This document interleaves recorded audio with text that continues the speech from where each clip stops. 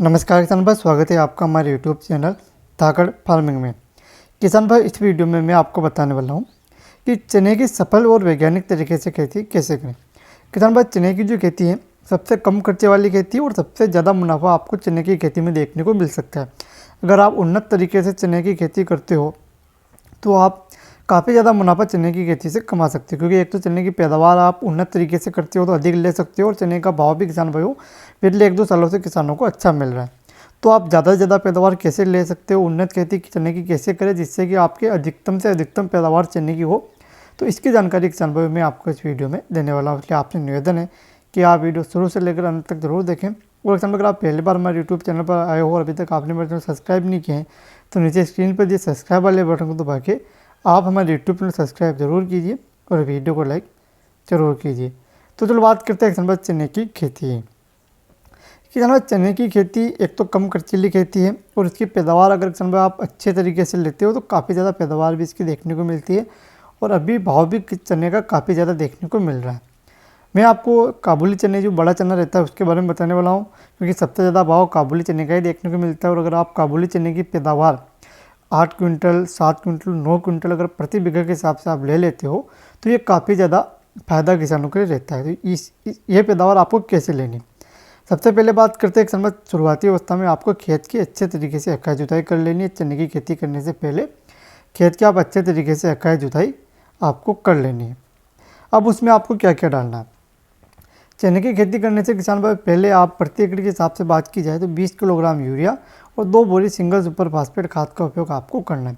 Sulphur खाद बहुत ही महत्वपूर्ण रहता है, नाइट्रोजन की आवश्यकता भी चने को रहती है तो आपको यूरिया खाद का उपयोग भी करना है और MOP म्यूरेटो पोटास का उपयोग भी आपको करना है। इनका उपयोग किसान भाई आपको चने की बुआई से पहले आपको खेत में कर देना है।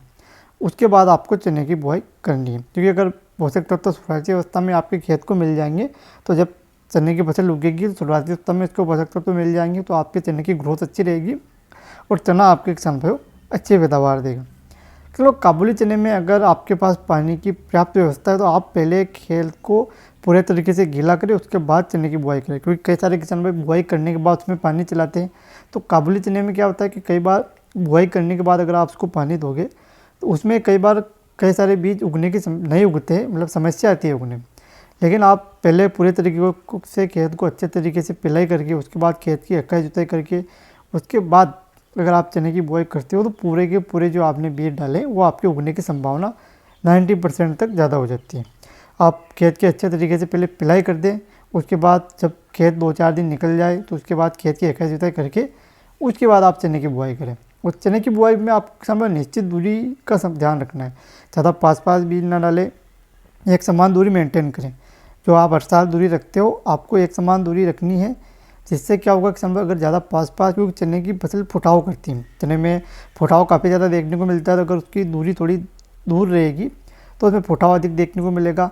फुटाव अच्छा होगा तो आपके किसान भाई चने की फसल भी ज़्यादा होगी। अगर ज़्यादा पास सघन चना है तो चना ज़मीन पर गिरने की समस्या भी ज़्यादा आती है और पैदावार भी कम रहती है। तो आप एक निश्चित दूरी मेंटेन जरूर कीजिए।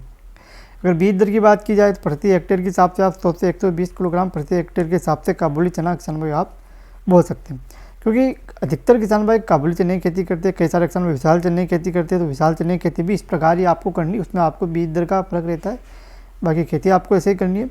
इस तरीके से किसान भाई अच्छे तरीके से आप खेती करते हो तो आप चने की ज़्यादा पैदावार ले सकते हो। आपकी एक बीघे की पैदावार 7 क्विंटल 8 क्विंटल भी हो सकती है। और आपको पहले पानी के रूप में पहले पानी जब भी आप 40-45 दिन में पिलाएं तब आप उसमें यूरिया खाद का उपयोग कीजिए। तो और उसमें इल्ली का अटैक होता है तो इल्ली के लिए दवाई का उपयोग कीजिए। कम खर्चीली खेती है, पैदावार अधिक होती है, उसका इनकम भी अधिक होती है किसानों की। तो आपको उन्नत तरीके से खेती करनी है, जो तरीका मैंने आपको बताया, तो आप चने की ज़्यादा पैदावार ले सकते हो और काफ़ी ज़्यादा मुनाफा चने से कमा सकते हो। तो धन्यवाद किसान भाई, मिलते हैं नए वीडियो में नए जानकारी के साथ। तब तक के लिए आप हमारे यूट्यूब चैनल पर बने रहे, यूट्यूब चैनल सब्सक्राइब जरूर कीजिए। धन्यवाद।